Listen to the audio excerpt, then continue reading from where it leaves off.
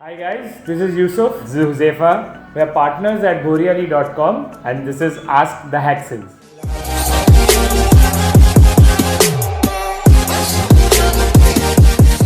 We get many questions over the phone, over our blog, over the chat feature. Some people have questions that are nagging them so much that they come to our office to ask them. And we wanted to make it easier for you to get these answers rather than taking out the time and calling us and then we are not able to answer them to the best of our ability. So we started this series called Ask the Haksons. A very common question that we are asked all the time is that I have never used resin before. I am a new person. I don't know what this is. Can I use resin? Yeah, you surely can, and it's not dangerous. The Haksons resin doesn't have a lot of fumes, it doesn't have a bad odor to it, and it's pretty safe to use. You just have to mix it in the correct ratio by weight and it will always cure. And it really is very difficult to watch it. I mean, it looks also very easy, and once you try it, you'll figure out how to do it. So the answer to that question is yes. If you're a newbie, you can use resin, and unless you don't try it, you will never know how easy it is. So what room temperature should be optimal for resin handling? So resin should be handled at around 25 to 35 degrees, but as it is pretty hot here in India, you can use it at 40 degrees or 35 degrees, but have to be careful about the pot life. It does reduce as the temperature goes up.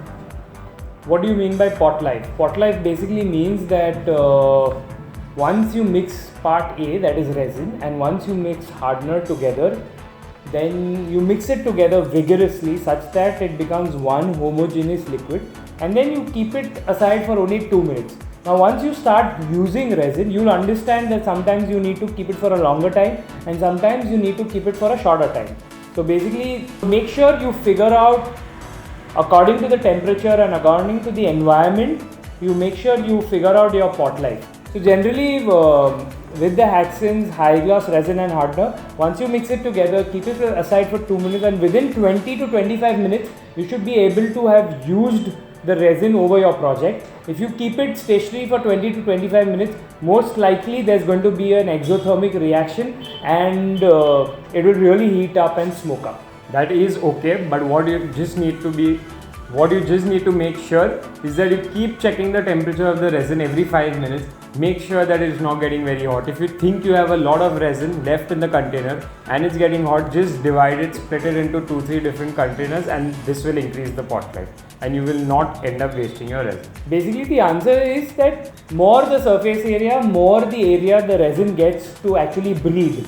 So, and it can cool down faster. So that's why it's better that it is poured over a larger surface than kept in a glass in a concentrated location. How to remove frozen drops from the back of the painting?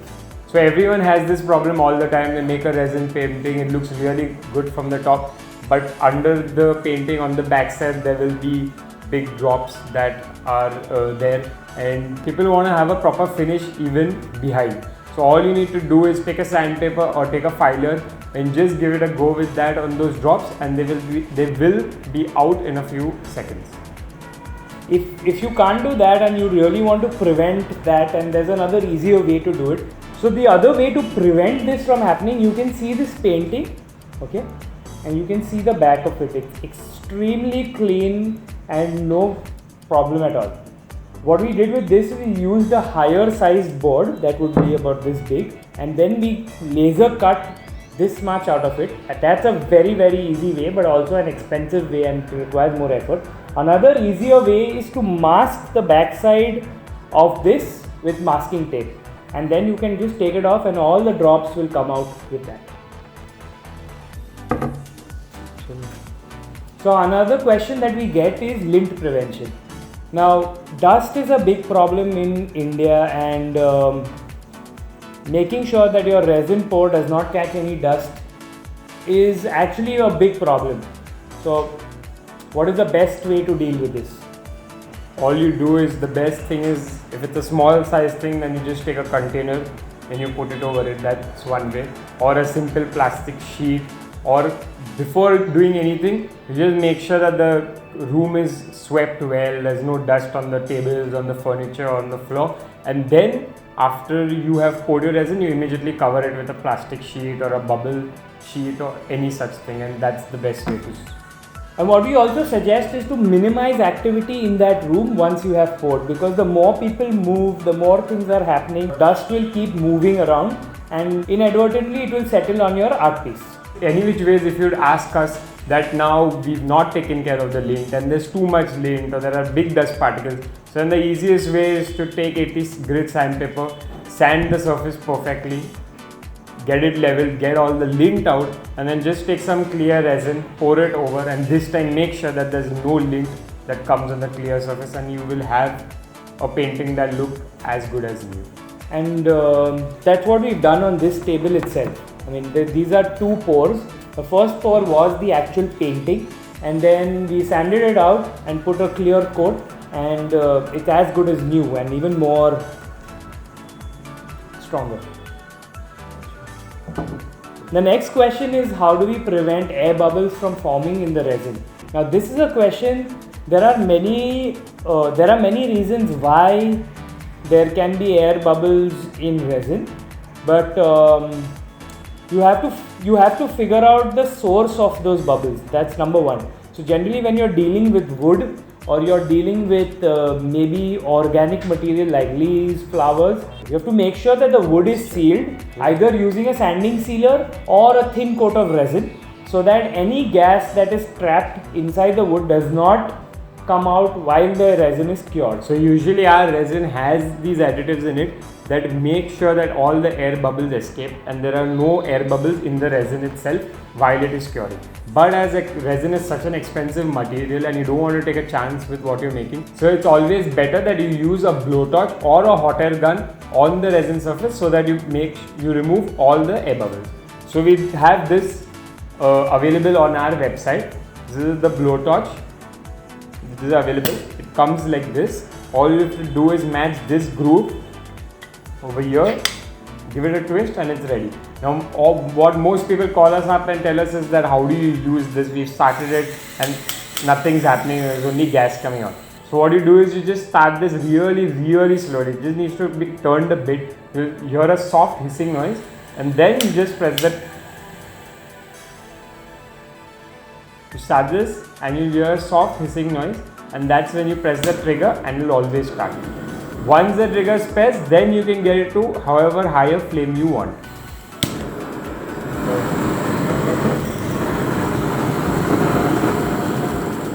What we say for resin, the best thing to do is to keep it as less as you can, the flame. You keep it aside for 2 minutes, let it heat up, and then you can use it and it will not be a problem.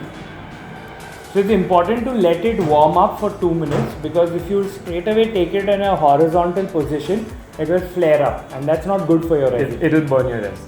And also another important tip while using the blowtorch is just making sure that you move it very quickly over the resin.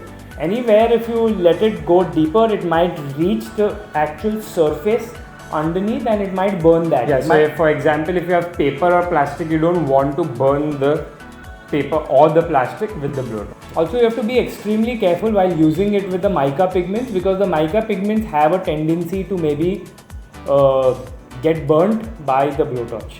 Another question that we get asked a lot is that can I add water to the resin or use water-based paints, or what happens if moisture comes in touch with resin? So we believe that water and resin are enemies.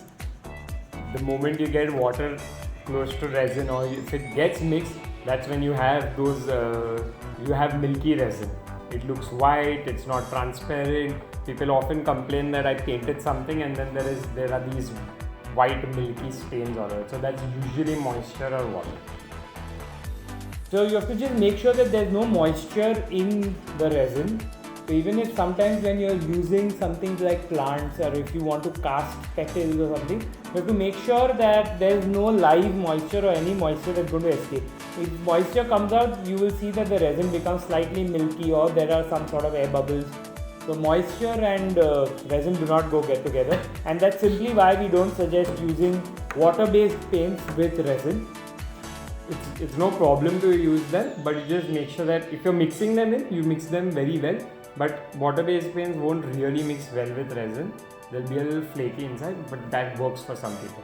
And also, people often ask if you can paint the surface under the resin coat with water-based paint. Yes, you can, but you must expect a slight variation in the color, because once you coat it with resin, there's a reaction. And so, for example, if you paint it white, then after resin, the white might become off-white. And also, it's important that whatever paint you apply is completely perfectly dry. So dry it for a day and then put the resin coat on top. And we also get asked this question that if I add more hardener, will it harden faster? So that doesn't work. You need to follow the chemistry of the product. Just put it in the right ratio. 3:1 for the ultra clear and 2:1 for the high gloss, and you will get a proper cured finish. And it's also important to note that these ratios are by weight. You have to mix the resin and hardener by weight. So if it is 200 grams of resin of the high gloss resin, then you have to use 100 grams of the hardener. The density of both the products is different. So because of that, the volume differs. So the mixture has to happen by weight. So make sure of that, and we strongly suggest that use a weighing scale to get perfect ratios. So another question that we get asked is, why do I get holes on my work? Is it because the resin used is insufficient? So it can, sometimes you might have used insufficient amount of resin, so that can cause, but most of the times these depressions, these holes are created when you are applying the resin on an extremely glossy surface, extremely shiny surface, where it is difficult for the resin to really bond on top of the surface, to grip. The resin isn't able to grip onto the base surface. So what we would tell you to do is to just sand the surface with a 80 or 120 grit, make it a little rough, and then pour resin over it, and you should be fine. And there's another reason why this may happen is if you have not used a primer. So whatever artwork you have used, you always should have a primer, and you always should prime the surface, because what happens is that overnight when the resin is curing, there might be some seepage, because we do not know the nature of the surface. So if you prime it, then you are making sure that all those holes are sealed and then seepage does not happen, and invariably the resin is sufficient for your surface. Another question that we always get asked is that how do I reduce wastage? How do I calculate the amount of resin you should use? So there's a simple calculation that we use. You must always calculate the amount of resin you require for a certain art piece and mix only that much. It's not good to mix extra. If you mix extra, then you are either wasting it or you are over pouring, which will lead to other problems. Secondly, if you under pour it, what will happen is, you'll have to mix again, and then you'll have to wait for some time before your resin is ready, and then you'll have to pour. Simple calculation says that 100 grams of resin and hardener simply covers 1 square foot of area at 1 mm thickness. If you double the thickness, then you will require double the amount of resin. If you double the surface area or multiply it, you have to multiply the resin quantity accordingly. So this happens all the time, where you make some painting, it looks really nice, it's all good, and then you have extra resin left. And what you end up doing most of the times, I'll make a little more design, or I'll do something, and you pour extra and extra resin. So what that extra resin, all it does is that it's going to displace the resin that's already on the piece, and so the design that you've made, it just flows away. So that's why if you have extra resin, do not pour it on top if you want to keep the same design. Another frustrating question that all our customers ask us is that we have done everything right and our resin and hardener has not cured. Now it gets really frustrating for a user to find out after 24 hours that the resin is not cured. But the answer to this is that basically resin and hardener will always cure, because it is a chemical reaction. It is not, so if the chemistry is right, the reaction will always come right. Now if the chemistry is right, the resin and hardener will always cure. There are 2-3 things that you need to do that will make sure that your resin cures every time. First is that you do not mix the two parts, the 2:1 ratio. Don't do it on an approximation. You do it perfectly, put it on a weighing scale. If you don't have a weighing scale, you do it by volume. Take a container, mark it, pour resin till there twice, put in your other container and put hardener exactly till that point, and then you mix the resin and hardener together, it will mix. While mixing, mix it properly for 3 minutes. Also, what you need to make sure is that the walls of the container and the bottom of the container should be scraped. It should be scraped and it should be mixed properly. What that does is all the resin that's on the walls of the container gets mixed with the hardener perfectly. And if you do these things, your resin will always cure. So if the resin is not, so the answer to that is if the resin is not curing, that basically means that somewhere in your ratio there has been something that has gone wrong. So if you have to figure out your ratio and you have to make sure that you have mixed it correctly. Once you get the hang of it, you will find that resin and hardener will always cure.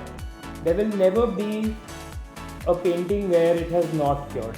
So now the winters are coming up and the temperature is going to drop below 15 degrees, 10 degrees in some places. So all you need to do is give your resin a slight warm bath before mixing it with the hardener. Just heat it up in the sun or heat it up in some hot water and then mix it with the hardener and it will cure as usual. So a hot bath basically means that you have a container with some warm water and you put the bottle of the resin as it is in that and you do it.